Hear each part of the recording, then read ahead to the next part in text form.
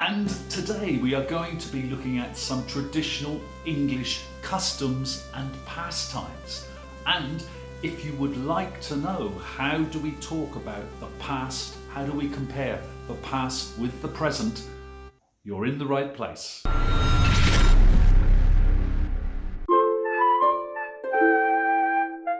It's tea time! No, it's not tea time yet. Tea time will be a little later. Oh, well, we just have to wait. And in today's lesson, we have a great lineup for you. We are going to be looking at some traditional English activities, such as archery, folk dancing, folk music, and of course that fantastic English custom of afternoon tea. And of course, no lesson is complete without the essential English learning points. Today we are comparing the past with the present. We are using such forms as used to, would, since, and other time references such as in the past. These will be identified during the lesson, and there will also be information after the lesson in the description that you can refer to if you like. First, let's take a look at archery. I wanted to try archery myself, so I looked on eBay and I bought a bow and arrows. In England, the traditional type of bow was the longbow. And it was called a longbow because, surprise, surprise, it was actually quite long. The average bow height would be 2 meters, and this was bigger than the user in most cases. The other type of bow, which we're not going to look at today, is the crossbow. The modern type of bow that's used in the archery clubs is smaller. It's more convenient to carry, and of course the technology has improved the materials with which the bow is made. And with every bow you need an arrow. I went with my teenage daughter into the forest to practice using the longbow. My daughter was a little nervous about putting an apple on her head. Have you ever tried to shoot an apple on someone's head? A few months ago, whilst visiting Sochi in Russia, I had tried archery and was given a short lesson, but I was certainly not confident.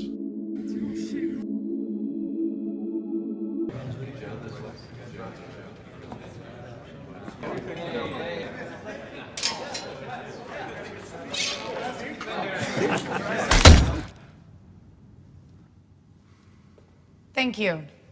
In cinemas, archery has featured in many films. It is a romantic and adventurous connection with the past, but now it is a skill few people choose to learn. The most famous archer of all in the UK is Robin Hood, who made his home in Sherwood Forest with his band of men. Was he a real person? This is a big debate, but there have been many books written and films made about this legend, a man who would steal from the rich to give to the poor.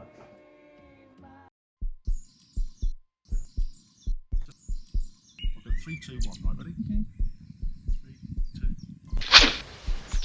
2.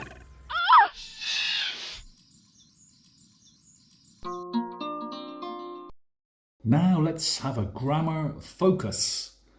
When you want to talk about a routine or habit or something you did repeatedly in the past, then you can use used to or would. For example, I used to cycle to work every morning. I would cycle to work every morning. Used to is the most common form. Would is a little more formal. Would is often used in storytelling or a longer narrative with detail. The main difference is that you cannot use would when talking about a state. For example, we would live in New York when I was a child. That's wrong. You cannot say that. You would have to say, we used to live in New York when I was a child.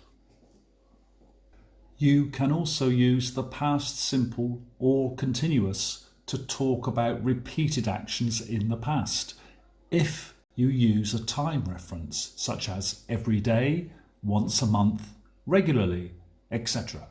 I went swimming twice a week when I lived in London. But to stress the routine or repeated action, used to is more common. Would can be contracted and should not be confused with had. For example, every Saturday I'd go for a long drive in the country.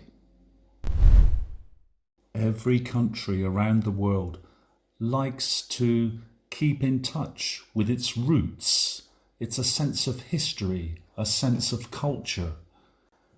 India, Sri Lanka, the Philippines, Russia, Vietnam, Spain, Thailand, Taiwan, Scotland, Indonesia, and England. All of these countries love the connection with the past, traditional dancing in the present from the past.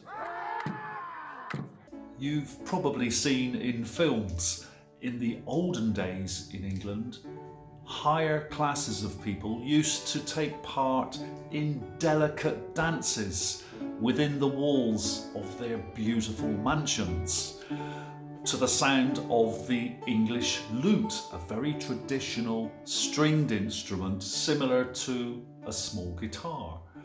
But in the hard working class areas of northwest England, the towns developed their own traditional folk dancing called Morris dancing, and this was performed often in the street, usually in the street, by men, women and children. I tried Morris dancing, but decided that I needed more practice. So here's a quick grammar tip. To make a sentence with used to, you must use the verb to be. For example, I am used to catching the bus to work. John is not used to working at the weekend. Are you used to living in a hot country? But it's quite different when you use did or didn't with used to. When you use used to in a question or in the negative, remember to lose the D. Here's an example of a question. Did you used to work here a few years ago? The D in used to has disappeared. And the same with a negative. It's a negative sentence. No, I didn't used to work here. Again, the D has disappeared.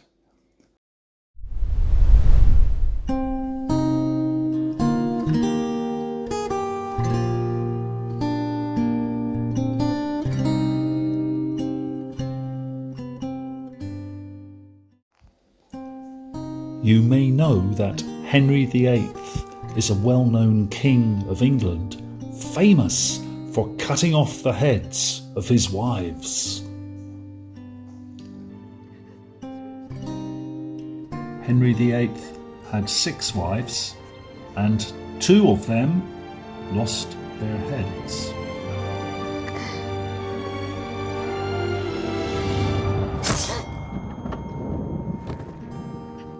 But this cruel king is also famous for writing probably the most famous of all traditional English songs, called Greensleeves. And this song is usually played on a lute, just as the balalaika is connected with Russian music, or the mandolin is connected with Italian music. So the lute, since the 13th century, is often connected with early English music, although it was played all across Europe.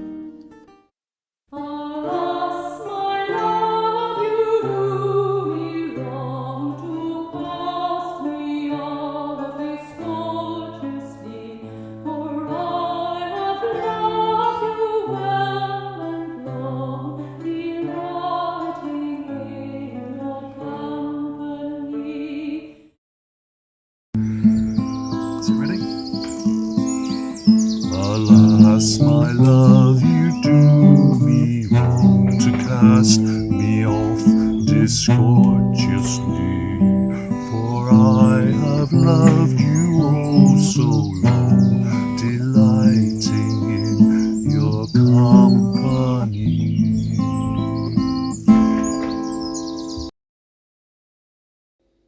In the song you heard the word alas. Alas, my love, you did me wrong. And alas is an old English word used to express sorrow, grief, or compassion. And so there are a few synonyms of alas. You hear alas in Old English, especially Shakespeare, although it can still be used today. There is a very famous scene in Hamlet where Hamlet picks up the skull of Yorick. Let me see.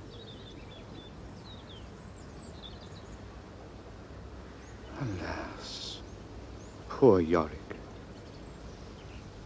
I knew him, Horatio. Let me see.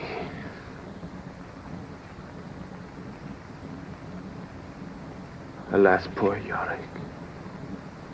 I knew him, Horatio. It's an interesting question, the use of alas in modern times. Alas was a natural word in the old days, but how do we use it today? There are a few examples here. Alas, it's late, I have to go. This is a very, very typical in a meeting, a business meeting. Alas, I have to go. It's something negative, but it's in a very light-hearted way, almost as a joke. Alas really should be used in something very dramatic. Alas, poor Yorick, you're holding the head of a dead man. In the old days, this was how it's used, but these days, alas is more light-hearted. It's over-dramatic for the situation, so it's kind of like a joke. Alas, time is not on our side. Sorry guys, I have to go. Alas, we are running out of time. It's negative, but it's not so serious. Alas, my girlfriend left me for another man. It's negative, but hey, these things happen. I accept it. I feel light-hearted. I feel okay about it. It's not such a serious thing. That's how we use it today. And because it's like saying, oh no, it's exactly like saying, oh no. And then you just add the thing you want to talk about. Alas, the bus isn't coming today. It's like that. It's kind of not so serious, not deadly serious like poor Yorick. But if you want to impress your friends or colleagues at work, alas is a great word to use.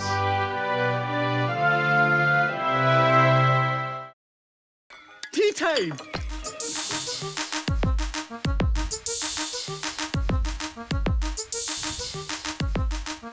Is it tea time yet?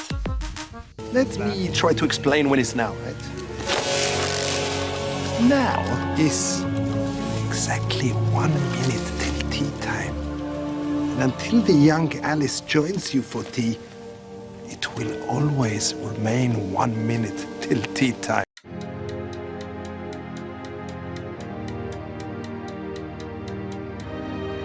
Before the builders arrive, it's always 1 minute tea time.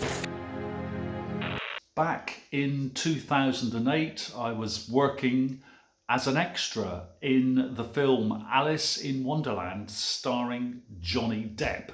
For example, you can see on this day, 17th of September 2008, I worked from 4:30 in the morning until 6 p.m. and was paid £125. So, when I think of afternoon tea, I think of the garden party, of the long tables with the sandwiches and the cakes. And I thought it would be a good idea to recreate my own garden party. There is a lot of work involved in preparing for a tea party, and I asked my daughters Trudy and Alina to help.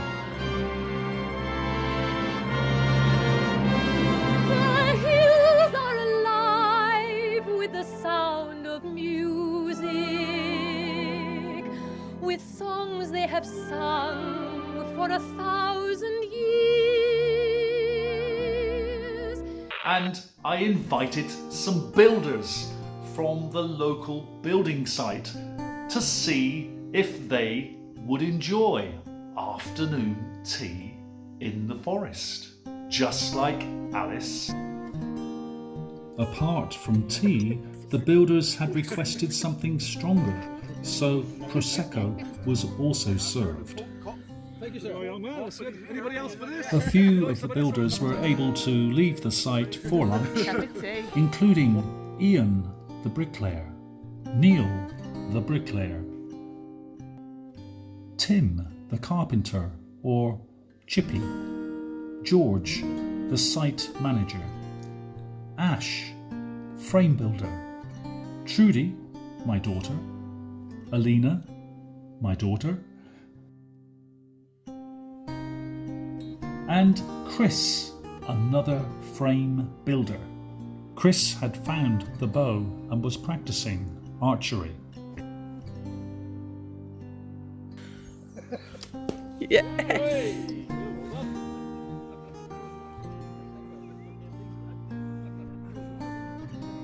I mentioned back in 2008 I was working as an extra, and this time reference back in is extremely useful when you're talking about the past, when you want to put yourself at a previous point in time. Back in the day is also a very popular phrase. Back in the day, I used to work on ships. Back in the olden days, girls used to marry young. So we're talking about looking back in time. When you're speaking about a previous period, you're looking back and you're talking about that time. We were also looking at invitations, inviting the builders to a tea party. Anyone for tea? When you want to invite someone to do something, you can use this form, anyone plus the activity or the thing that you want to offer. Anyone for cricket? Does anyone want to play cricket? Anyone for swimming? Does anyone want to go swimming?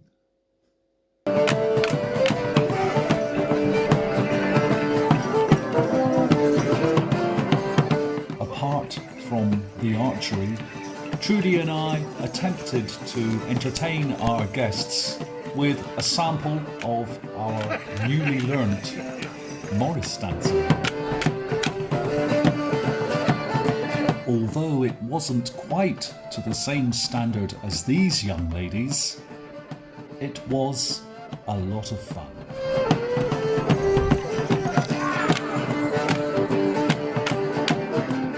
So if we are comparing the past and the present, it's important to use a linking word if you want to show what the difference is, what has changed since the past, What do we do differently today? Here is an example. People used to play the lute, but these days guitar is more popular. But is the most used contrasting word of all.